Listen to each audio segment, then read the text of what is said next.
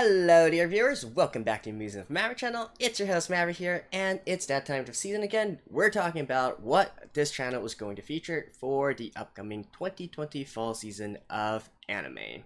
So, first things first though, I want to talk a little bit about things I'm trying to change up in this channel. So, more specifically, I'm trying to cut down on the number of seasonal animes that I'm watching. And there's two reasons for that. Number one is for a more practical reason, and that is, well, my health, basically. So, I do have a full-time job, which already requires a lot of work and so on and so forth.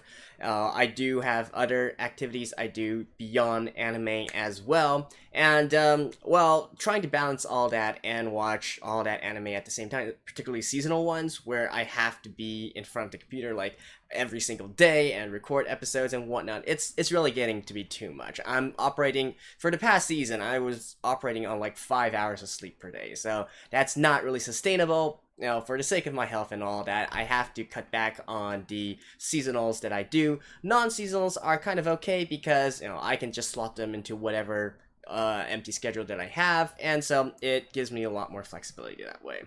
And then, of course, talking about the second reason, that is the fact that I want to do a bit more non-seasonals. So, anime in the past, you know, anime that you guys have recommended to me before, especially for people who have been watching my channel for a long time, you probably kind of know my tastes as well, know what I like to do, know what I like to watch, know how my style of reviewing anime works, and maybe it'll be a generally more pleasurable experience for you guys as well. So that's the thing I'm trying to do here. Cut down the amount of seasonals, increase the amount of non-seasonals by a little bit, and also balance it out to about, at max, you know, 9 anime per season, right? So that would be 5 on the weekdays, and one per each weekday, and then 2 on the weekends. I feel like that is a nice balance, and that is the goal I'm aiming for. Now, am I going to meet that or not? Well, I don't know. But, well, let's just get into it and see what kind of anime I'm watching for this upcoming season. Alrighty, so first of all, of course, we're going to have to start with the leftovers from last season, and in particular, Fire Force, which is still considered a seasonal anime. So, Season 2 is going to continue on, and I am going to continue watching on. To be honest, I liked Season 2 a lot more than Season 1. I feel like the characters are more interesting. We're not just getting the, you know, I want to be a hero spiel from Shinra, the main character. We had a lot of more interesting characters upcoming as well, and I particularly like a lot of the, I particularly like the main antagonist of the show, actually. The Ashen Knights and whatnot, they are having more and more members come out, and I find them to be fairly interesting and fairly unique. And then, of course, we also got, like, the neutral side, right? The side of chaos, like Joker and Victor and all that. So, I do think that it's going to be getting to be better and better. And so, well, that is going to be still staying on this channel for the next season. And then, of course, we are continuing with the Monogatari series as part of my Monogatari Mondays, right? So, I am absolutely loving this series so far. It's definitely one of my favorites of all time. I just love the characters, how they each have their own quirkiness, their uniqueness, and whatnot.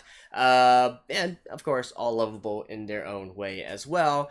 And, well, it's just such a fascinating series to look at, right? There's so many aspects that you can really try to drill down and delve into here. Not, especially for me, I like to really look at all the characters, you know, understand their psyche, what exactly makes them tick, are they actually telling the truth? There's lots of layers that you can drill down to if you really want to. Some might say it's pretentious, some might say it's unnecessarily confusing and whatnot, and I can kind of see where they're coming from, right? But at the same time, I do feel like the author actually has purposely left a little bit more for us to sort of delve into beyond just the surface level visuals, which, by the way, are still fascinating by themselves, right? So I am absolutely going to continue this. Now, how far I'm going to go into the series before I make like a pause or something, because I know it still continues on for a lot. We'll get to that when we get there. But as for now, absolutely still continuing it. And then next up, of course, since I am still watching this right now, KonoSuba Season 2, right? So we are nearing the end here. I believe it only has 10 episodes, although there also is still a movie to watch. Now, this series, if you guys have seen me, I consider it my guilty pleasure. It's really consisting of nothing, right? It's just watching them fool around and whatnot, but it's just so enjoyable, and it's just such a great stress reliever. And the main character, Kazuma, he's definitely one of my favorite main characters of all time. Like, seriously, I love his personality. I love his antics. I love the way he acts. Yes, he is kind of asshole-ish, but that just makes it all the better, right? Because I absolutely find, those heroic, goody-two-shoes character to be bland and uninteresting. Someone like Kazuma fits my taste a lot more. So, I am definitely going to continue this, and, well, it's good for the soul. That's all I can say about it. Alright, so starting with the new anime of this season. And of course we have to kick things off with what is arguably the most hyped anime that is new to this season, right? Not a sequel and whatnot. And that would be Jujutsu Kaisen.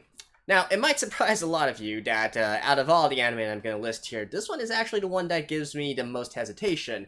Simply because of the fact where it just doesn't really particularly interest me in any way. Neither the setting, the context. I watched all 3 trailers, and to be honest, the art style and whatnot isn't exactly anything that hits me. And most of the recommendations I'm seeing are viewing it as a sort of Bleach, Bleach-esque kind of anime, which once again to me is not exactly the most flattering recommendation. Now, with that being said, though, I do feel I have to give it a fair chance, at least watch a few episodes and whatnot. It is, there's nothing fundamentally wrong about it. It's made by MAPPA, the director. Mr. Park is actually the director from, I believe, God of High School and Tower of God as well. But, yeah, apparently a lot of people are saying that the problems with those series aren't exactly his problem, and so to give him another chance and so on and so forth, right? I mean, so that's exactly what I'll do. I'll give it a few episodes, I'll give it a run, but, well, just hopefully it's going to turn out to be plenty interesting beyond just some fight scenes, right? Which would be okay if the fight scenes are hype, but I'm just saying. Now, with that being said, I have read a few reviews which said that later on the sort of world setting that it has, especially in regards to rules of its I think magic or slash sorcery, or the abilities and stuff, the sort of settings, the world building aspects of it is actually quite decent. So I am looking forward to that. Hopefully it's not going to disappoint me, but we shall see, shall we? And then next up is Majo no Tabitabi, otherwise known as The Journey of Elena. So apparently this is a story about a witch that has wanderlust, ? At least judging from the synopsis and the trailers and all that, it's not exactly a witch that has this huge final goal or mission in mind. She's just traveling for the sake of traveling, going to different lands, seeing different people, and that's basically it, right? So the question here is how exactly this series can make it interesting. How are we as viewers supposed to watch this series? Is it to watch the growth of the main character? Is it to understand more about the world? Is it to understand about the characters or feel for the characters or whatnot? Oh, it's kind of it's kind of up in the works here, right? And I'm just really interested to see how exactly they can take this work. Not to mention, well, I guess I am kind of biased towards this work because it features a witch, and, well, spoiler alert, I really like witches. I like them in all sorts of works, all sorts of media, whether they're the protagonist or the antagonist, and so, I feel like I have a certain obligation to at least watch a few episodes and see where this is actually going.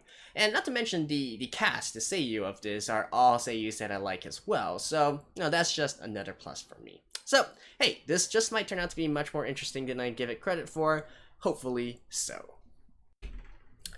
Well, some works you have to watch just because of the reputation behind them, and this next one, Kamisama ni Natta, is absolutely one of them. So this is an original work, but it's being made by none other than Maeda Jun himself, right? The creator of such esteemed works such as Air, such as Clan Nat, such as Angel Beats, such as Little Busters, on and on and on, right? And oh, Charlotte as well. So this is kind of a big deal here, right? So even though, once again, just judging from the synopsis and the character design, I'm sort of meh about the whole thing, I do feel a sort of obligation to at least watch a few episodes to see where exactly it goes.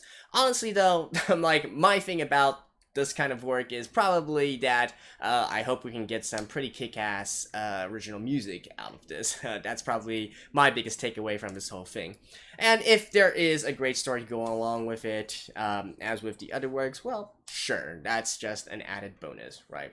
Not to mention it is being cast, the main cast is being voiced by some pretty prominent voice actors as well. The male lead is Hanai Natsuki, and the female lead is Sakura Ayane. So, just based on that, it seems that this is also something to look forward to. Is it going to be any good or not? Well, I don't think Maida Jun has actually had a dud yet, so we'll see about that. And next up, we have Yuukoku no Moriarty. And yes, this is the same Moriarty of Sherlock Holmes fame. Apparently, he's the star of this particular anime. And that is actually why I am watching it. Again, I know nothing about the original work or whatnot, but, and I mean the original work, I believe it's a manga that this is based on, but just from reading its synopsis and, seeing how Moriarty is still the criminal mastermind as he was back in the Sherlock Holmes novels, and this is basically following his story, that already gets me intrigued, because I do like to watch things from a more antagonistical point of view. I enjoy these kinds of characters as well. I've already said at the beginning, I don't really like Goody Two-Shoes characters, right? And so having a character such as this being the main star, well, that just tickles me in a lot of different ways. So I want to take a look and see how exactly it does. I'm not entirely sold on the actual animation style, the art style of this, but if the story is good, if the characters are interesting, to heck with it. So I'm just gonna give this one a few watches to see what's up.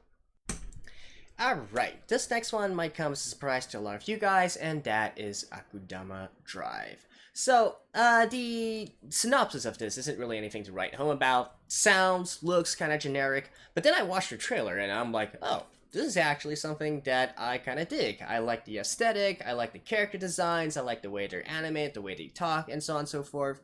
I watched all the trailers of all these anime that I'm listing here, the ones I do want to watch, and even out of all of them, Akudama Drive's trailer actually really stood out to me as something that I'm like, okay, I kind of want to see more of this immediately. So, is it going to be any good or not? I don't know. It's an original work from Studio Pierrot.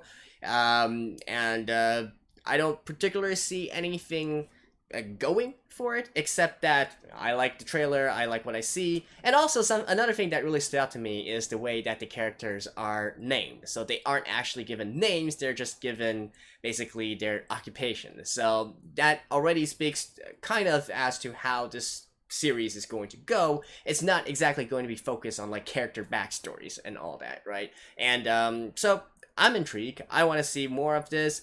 Is it going to be a flop? Who knows? But once again, we'll give it a few episodes. We'll give it a shot. Okay, this next one might come as a bit out of the blue for some of you guys, and that is Assault Lily Bouquet. So, I know of this series mostly because of one of its primary seiyuu, Nishimoto Rimi, who, if you guys do follow me, you'll know that I'm a huge Bandori fan, particularly of Poppin' Party, of which Rimi is the bassist of, right? So, since I follow her Twitter, I learned of this series. Apparently, it's a mixed media franchise, one of those things where there's like one world setting, one single IP, and then there's lots of derivative works based on it. Typically you get like manga, like light novel, trading cards, games, etc., etc. Apparently, this one started out from figures, like actual figures that you can buy, models and whatnot, and it's since branched out into stage plays, like theater, that kind of stuff, and then now it has an anime, and presumably sometime down the line it'll probably have a game as well. It seems right for that sort of, the setting seems right for that kind of derivative work. And so, yeah, I'd like to give it a shot. And some of you guys probably also know I'm a big fan of the cute girls doing X things kind of genre, particularly of the fighting kind. And so, looking at what this series is, well, we can clearly see the girls in some pretty nifty ornaments and outfits, right? So, I feel like it's completely up my alley, and I'm gonna get some big enjoyment out of this. And hey, it's being animated by Shaft, so to be honest, Shaft has never disappointed me before, so, well, hopefully this doesn't actually become a first. In any case, I am looking forward to this one, even if the story maybe sucks, but who knows. Hopefully you guys will come along the ride as well. And then finally, rounding out our seasonal anime list is Senyoku no Sigrdrifa. So, this one is a little bit lower on the expectation scale, if I'm being honest here, but it does concern a genre of work that I am particularly interested in. So, I just mentioned in the previous anime that I do love the cute girls doing X things genre, and if the X is actually something related with military, with fighting, all the more the better, right? Girls in Panzer is also another one of my, guilty pleasure series, I guess you could say. I really love the idea of, mixing very advanced technical knowledge, military knowledge, the military nerd inside of me, mixed with, well-animated cute girls, right? I do find that to be a match made in heaven.